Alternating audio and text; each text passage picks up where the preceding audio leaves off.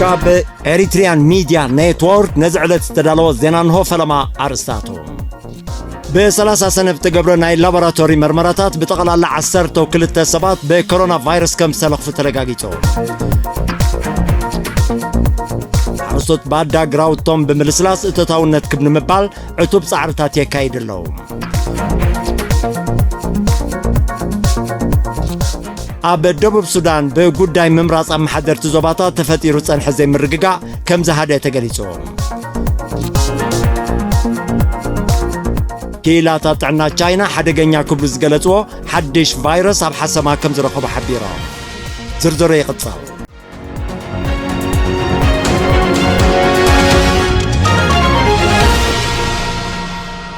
أب زوبا دبوب فورتو سنعافة 4 ندا جيرجيس حدا أب زوبا سميناوي كيح بحر دما قارور 4 ما يهمت كلته ناقفة حدا أب زركب موشبي معكلات ب3 سنة بتقبر ناي لابراتوري مرمراتات بتغلى 10 كلته سبات بكورونا فيروس كم استلخفو منستر تعنا حبيرهم توم حمشت أب زوبا دبوب توشيبهم تصنحو كاب إثيوبيا توم شوعتا أب سميناوي كيح بحري توشيبهم تصنحو دما كاب سودان أب زحلف سامنتات بفنوزاتو يوم زي كمزيل نكلو أب كتم أسمرا بهوسبيتال تعاقبهم حكمناوي نابيت كجبر لهم تصنحوا 3 دقيقات بستجبر لهم مرمراتات كابت فيروس كم زحوي 3 رقاقات ننا بيتهم تفاني مالهم عبير ترى تقلل قصري بكورونا فيروس تلخف دقيقات كساب لومي كل 300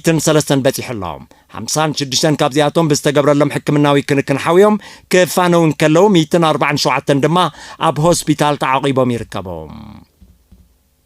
حرصت من محدار كبابي بادا نوس زبا قل علو وحجروبا الحارقالي ناب حرشاتاتهم نمقلاي كابورح ميازيا كسابورح السنة بالزكايدو حيال ما تتاوي سراح قراوتهم بملسلاس مهرتهم نمخعبات عبرتيعم يسرحو كم زلو حبيرهم كرامات كبساقد من جمارو اب قراوتهم زيد اللي مدلوات كم زقبرو زقلوتهم حرصتوت درو باتي عقمتاتهم وهيدهم سرحو عقم كاب كبساز ورده وحيز ناب قراوتهم بمقلاي اب صعوق سراح تسأميدهم كم زلو اقدمهم زيزر ومشلاد ما اب درجة مبقال كم زبصحي أبريهم توم حرصت بتوساقي بسنكي مبرتع كبرختي قباتات زورد وحج أب ماكل قراوتهم تفتير زلو فقر مريت من فواس منقستي ناي ماش نرتاد دقف كقبر لهم حتيتهم من محدار كبابي بادا كابروبا الحرقالي بستالي وحج زلمع 900 هكتار كم زلو أب عمد دما كاب كل التاكساب 3 جزيه مهرتي كم زحفصو يفلات نبرتي حوسي كتمات تخم بيان من محدار كبابي برارن نوس زبا لعلاي قاش ترقياتات بوفرات اقينهم توم نبرتي نستبقسو زيز وصلو نتشكركرتيات سقامي كوينو تسنحم مسمرات بممحياش اب وقتي كرامات كي ترفع قلقلوت مقوعزيان نخرخبو مخانو قليسهم تياب زي كبابي مزركبو عبالات حيلتات من كل خال بموهاد استقايد ماتوت 300 متر زنوحاتو ناي قابيون تسقنا 5 تقلل كيفلت تخايل اللهم ازي إريتريان ميديا نيتورك يوم ناب زيناتات وصاي كنسجر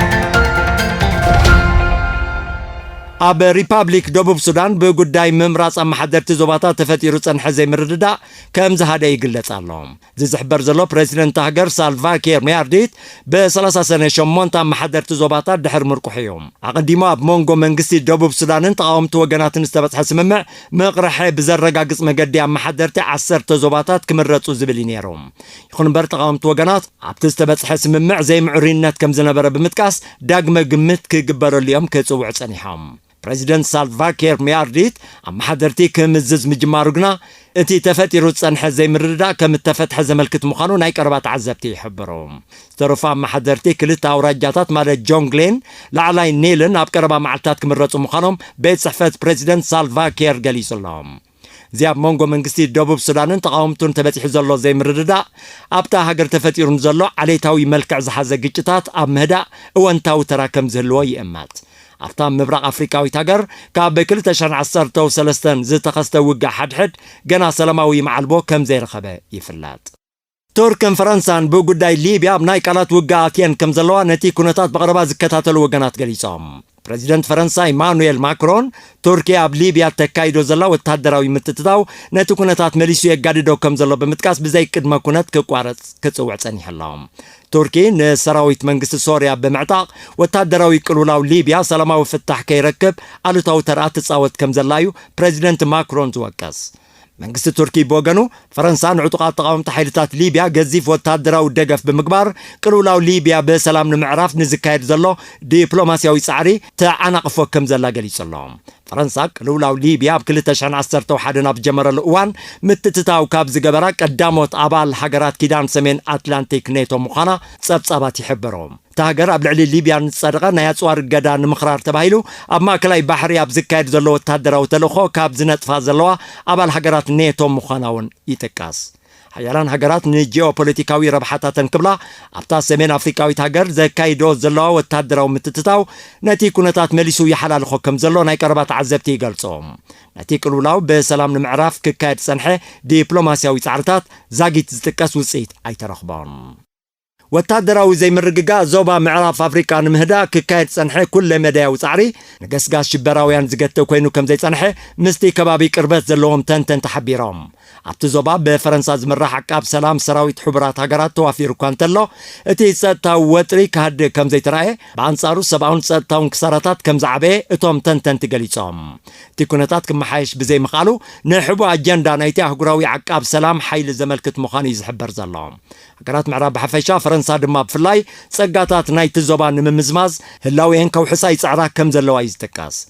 በዚ ድማ ምርግጋጽ ጸጥታ ናይቲ ዞባ ንሃገራት ምዕራብ ካልኣዊ ምዃኑ ወታደራውያን ክኢላታት ይገልጾም ፈረንሳ ካብ 2012 ጀሚራ ኣብቲ ዞባ ወታደራዊ ምትትታው ተካይድ ከም ዘላ ዘመልክቱ ጸብጻባት ነቲ ተልእኾ ንምቕጻል ወታደራዊ ጸጥታውን ዲፕሎማስያዊን ኣጀንዳታት ትሰርዕ ከም ዘላ ይገልጾም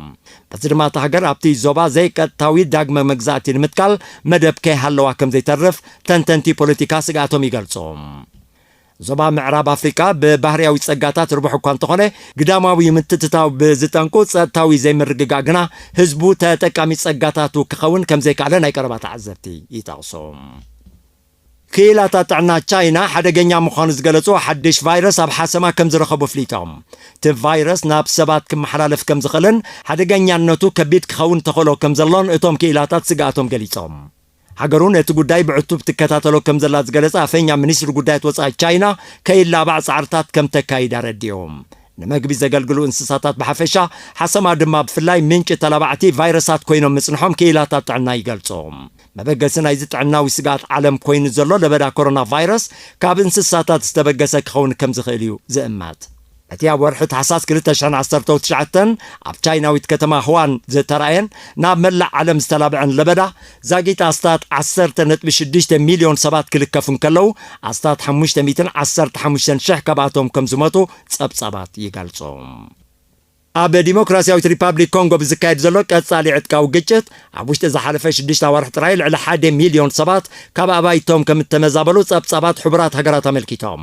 እቲ ኣሃዝ ኣብ ዝሓለፈ ቀረባ ዓመታት ኣብ ተመሳሳሊ ኣዋርሒ ካብ ዝተመዝገበ ቁጽሪ ተመዛበልቲ ዝዓበየ ምዃኑ እቶም ጸብጻባት ብተወሳኺ ሓቢሮም ምብራቃዊ ሸነኽቲ ሃገር ብሰንኪቲ ጸጥታዊ ዘይምርግጋእ ሕልፊ ካልእ ከባቢታት ተሃስዩ ከም ዘሎ ተገሊጾም ሰራዊት መንግስቲ ዲሞክራሲያዊት ሪፓብሊክ ኮንጎ ነቲ ተሪዮ ንምህዳእ ሰፊሕ ስርሒት እኳ ይካየድ እንተሎ እቲ ጸጥታዊ ወጥሪ ክመሓየሽ ከም ዘይከኣለ ናይ ቀረባ ተዓዘብቲ ይጠቕሶም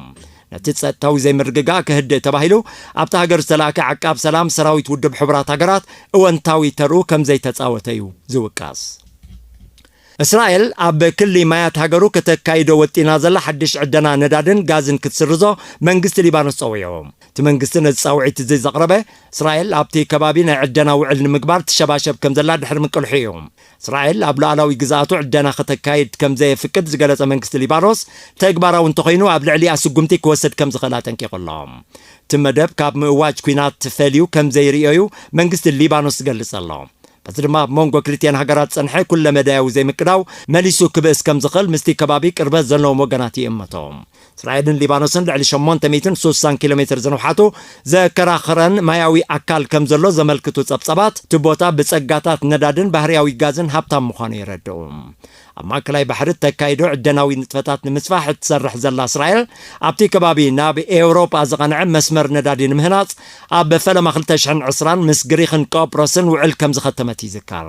ኣብ ማእከላይ ባሕሪ ተመሳሳሊ ንጥፈታት ተካይድ ዘላ ቱርኪ ንውጥን እስራኤል ክትቃወሞ ጸኒሓላ። ሓያሎ ሃገራት ንጸጋታት ማእከላይ ባሕሪ ንምግሓጥ ይጓያ ምህላወን ጸብጻባት ይጠቕሱ። ዕጡቕ ጉጅለ ጣሊባን ምስ ኣሜሪካ ሓድሽ ዝርርብ ከም ዘካየደ ገሊጾም። ትግባረ ናይቲ ኣብ ዝሓለፈ ወርሒ ለካቲት ምስ ኣሜሪካ ዝተበጽሐ ስምምዕ ንምቅልጣፍ ከምኡውን ምስ መንግስቲ ኣፍጋኒስታን ዝካየድ ዘተ ባይታ ንምጥጣሕ ምዃኑ ወከልቲ ጣሊባን ገሊጾም። ከምኡውን ምስ ወከልቲ ኣፍጋኒስታን ዝካየድ ዘተ ባይታ ንምጥጣሕ ምዃኑ ወከልቲ ጣሊባን ገሊጾም። መሰረቲ ኣብ መወዳእታ ወርሒ ለካቲት ኣብ ቀጠር ዝተበጽሐ ስምምዕ ኣሜሪካ ብኣፍጋኒስታን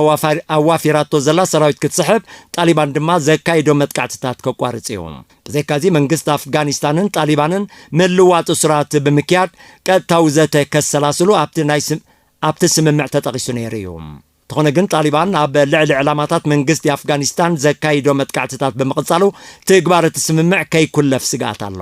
መንግስቲ ኣፍጋኒስታን ኣሲርዎም ዘሎ ኣባላቱ ኩሎም ከም ዘይተፈትሑ ዝወቅስ ጣሊባን በሰንኩ ምስቲ መንግስቲ ከካይዶ ዝወጠነ ዲፕሎማስያዊ ርክብ ከም ዘደናጎዮ ኣፍሊጡ ኣሎ። ይኹን እምበር ጣሊባን ነቲ ምስ ኣሜሪካ ዝበጽሖ ስምምዕ ንምትግባር ጻዕርታቱ ከም ዘሕይል እዩ ዝሕብር ዘሎ። ኣሜሪካ ንዕጡቕ ጉጅለ ጣሊባን ንምድምሳስ ብዝብል ምኽንያት ኣብ 2001 ኣብ ኣፍጋኒስታን ዘካየደቶ ወታደራዊ ምትትታው ካልእ ኣንፈት ሒዙ ይቕጽል ከም ዘሎ ይፍለጥ። ለበዳ ኮሮና ቫይረስ ንዝፈጥሮ ቁጠባዊ ተጽዕኖ ንምፍኻስ ሓያሎ ክፍላት ሃገር ኣሜሪካ ዝወሰዶ እገዳታት ናይ ምፍኻስ ስጉምቲ ቀንዲ ጠንቂ ናይቲ ኣብቲ ሃገር ዝረአ ዘሎ ሓድሽ ለበዳ ምዃኑ ኣብ ዝግለጸሉ ዘሎ ምምሕዳራት ክፍላት ሃገር ካሊፎርኒያን ኣሪዞናን ገለ ካብቲ ምፍኻስ ዳግማይ ክጸንዕ ዓዚዞም። ኣብተን ክፍላት ሃገር ተኸፊቱ ጸንሐ ባራት ማእከላት ስፖርታዊ ምንቅስቓስ ሲነማታትን ትካላት ለይታዊ ትልሂትን ቀንዲ ጠንቂ ወሳኽ ለበዳ ኮይኑ ምህላው ብምጥቃስ ካብ 30 ሰነ ክዕጾዮም እቶም ምምሕዳራት ትእዛዝ ኣመሓላሊፎም። ኣብ ኣሜሪካ ጠቕላላ ቁጽሪ ብቫይረስ ኮሮና ዝተለኽፉ ናብ ኣስታት 2.6 ሚልዮን ክቢሉ ናይ ዝሞቱ ድማ ልዕሊ 126,000 በፂሑ ከም ዘሎ እዩ ዝሕበር። በተመሳሳሊ መንግስቲ ብሪጣንያ ኣብ ከተማ ሌስተር ንዘሎ ልዑል መጠን መልከፍቲ ንምቁፅጻር ካብ 29 ሰነ ነታ ከተማ ሙሉእ ብምሉእ ብምኽርዳን ጽኑዕ ናይ ምንቅስቓስ እገዳታትን ናይ ማሕበራዊ ምርሕሓቅ ቅጥዕታትን ኣጽኒዑ ከም ዘሎ ተፈሊጡ። መሰረት ጸብጻባት ጥዕና ኣብ ዝሓለፈ 7 መዓልታት መጠን ለበዳ ኮሮና ቫይረስ ኣብ ከተማ ሌስተር 135 ካብ 1000 ሰባት ምንባር እዩ ዝሕበር። መንግስቲ ብሪጣንያ ካብ 23 መጋቢት ጀሚሩ ለበዳ ኮሮና ቫይረስ ንምቁፅጻር ዜጋታት ካብ ኣባይቶም ከይወጹን ቅጥዕታት ማሕበራዊ ምርሕሓቅ ከተግብሩን ዘገድድ ጽኑዕ ሕጊ ኣውፅኡ እኳ እንተጸንሐ ኣብዚ እዋን እዚ ግና ንመብዝሕትኡ ኣፋኺስዎ ከም ዘሎ ይፍለጥ። ኣብ ደቡባዊ ዋልታ ናይ ዝርከብ ኣህጉር ኣንታርክቲካ መጠን ሙቐት ብኣስጋእ ናህሪ ዛይድ ከም ዘሎ ዝተኻየደ ሓድሽ መጽናዕቲ ኣነጺሮም። ኩነታት ኣየርን ክሊማን ንምክትታል ካብ ዝተተኽላ ልዕሊ 20 ነቑጣታት ዝተኣከበ ሓበሬታ ምርኩስ ብምግባር ዝተኻየደ መጽናዕቲ ከም ዘነጽሮ መጠን ሙቐት ኣህጉር ኣንታርክቲካ ብሓፈሻ ደቡባዊ ዋልታ ድማ ብፍላይ ኣብ ዝሓለፈ 30 መዓልታት ብልዑል ናህሪ ይውስኽ ከም ዘሎ ኣፍሊጦም። እቲ ሓበሬታ ከም ዘመልክቶ መጠን ሙቐት ኣንታርክቲካ ካብ ዝሓለፈ 30 ዓመታት ካብቲ ብደረጃ ዓለም ክምዝገብ ዝጸንሐ ብ3 ዕጽፊ ከም ዝዛይድ ናይ ደቡባዊ ዋልታ ድማ ካብ መላእቲ ኣህጉር ብ7 ከም ዝልዕል እዩ ዘነጽር። ሰብ ሰርሖ ጠንቅታት ምውሳኽ ዓለማዊ ሙቐት ኣብ ኣንታርክቲካ ዘውርዶ ዘሎ ሃስያ ካብቲ ኣቐዲሙ ክግለጽ ጸንሐ ዝለዓለ ምዃኖም ተመራመርቲ ስነ ኣከባቢ ዝሕብሮም። ምውሳኽ መጠን ሙቐት ኣንታርክቲካ በዚ ዘለዎን ተቐጺሉ ኣብቲ ቦታ ዝርከብ በረድ ብቕልጡፍ ናህሪ ብምምካኽ ምልኣት ባሕሪ ብምውሳኽን ባህርያዊ ሓደጋታትን ብምስዓብ ብቐሊል ዘይግመት ዕንወት ከውርድ ተኽእሎታት ከም ዘሎ እዮም ተጣበቕቲ ኣከባብን ተመራመርትን ዘጠንቅቑ ዘለዉ። መንግስቲ ቬኔዙዌላ ወኪል ኤውሮጳዊ ሕብረት ካብ ሃገሩ ክወፅእ ኣዚዞም። ኤውሮጳዊ ሕብረት ኣብ ልዕሊ 11 ሰበስልጣን ሃገሩ እገዳ ድሕሪ ምጽላቕዩ መንግስቲ ቬኔዙዌላ ነቲ ስጉምቲ ከም ዝወሰደ ሓቢሩ ዘሎ። ነቲ እገዳ ዝኾነነ ፕሬዚደንት ኒኮላስ ማዱሮ ወኪል ኤውሮጳዊ ሕብረት ኣብ ውሽጢ 72 ሰዓታት ካብ ቬኔዙዌላ ክወፅእ ብ30 ሰነ ትእዛዝ ኣመሓላሊፎም። ኤውሮጳዊ ሕብረት ባዕሉ መራሒ መሰጋገር መንግስቲ ቬኔዙዌላ ምዃኑ ንዝኣወጀ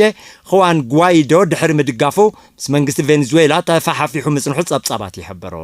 እቲ ሕብረት ኣብ 2017 ኣብ ልዕሊ ቬኔዙዌላ ናይ ኣጽዋር ዝርከቡ እገዳታት ከም ዘጽደቐ ይዝከር። أستراليا متكعتي سايبر نمكتا أستات $1.4 بليون ከም እትስልዕ ገሊጻ